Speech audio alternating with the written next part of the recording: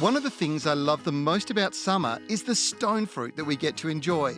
Fresh peaches, nectarines and apricots. They are simply amazing when picked fresh, sun-ripened, straight off the tree. And growing your own at home means that you know what goes into producing those crops.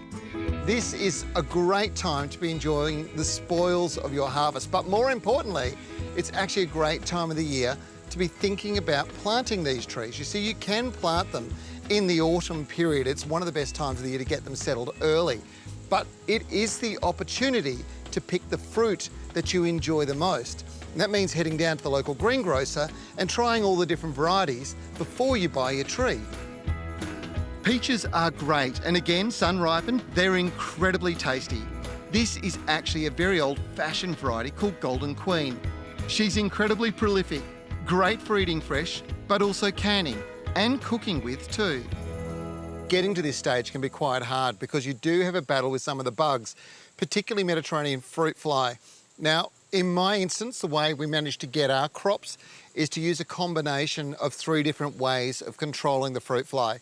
One is sticky traps, the second is baits using Vegemite, and the third involves a spray called Success, which is all about controlling grubs and caterpillars. If you can use the 3 of them, you'll end up enjoying some beautiful fruit about this time of the year.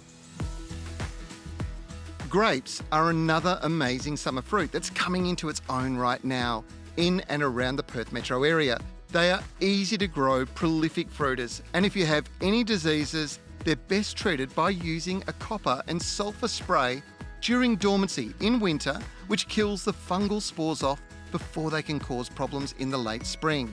Don't spray in summer, it'll have very little effect and could spoil your fruit. This tree here has to be one of my all-time favourites. It's a summer fruiting tree that is absolutely delicious. It is a white mulberry. Now, mulberries typically are a red juice and you'll end up with stained hands, but this is called the Chartoot Mulberry. It's an Indian form. So delicious, but you only want to have 4 or 5 of them because you'll end up getting hyperactive. This is a water-wise tree ideal for orchards in Perth. It's so productive, you'll happily share fruit with the birds, but the best thing to do with the excess fruit is to freeze it and use it later for pies and desserts, or even a liqueur or cocktail. It has very few pests and loves a bright, open, sunny position.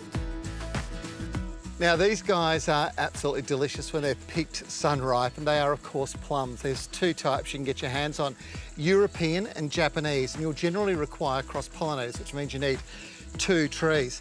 Now, I would only ever go for the Japanese varieties here in our West Australian environment.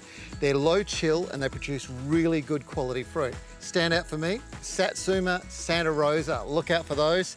You'll end up with all this delicious fruit this time of the year.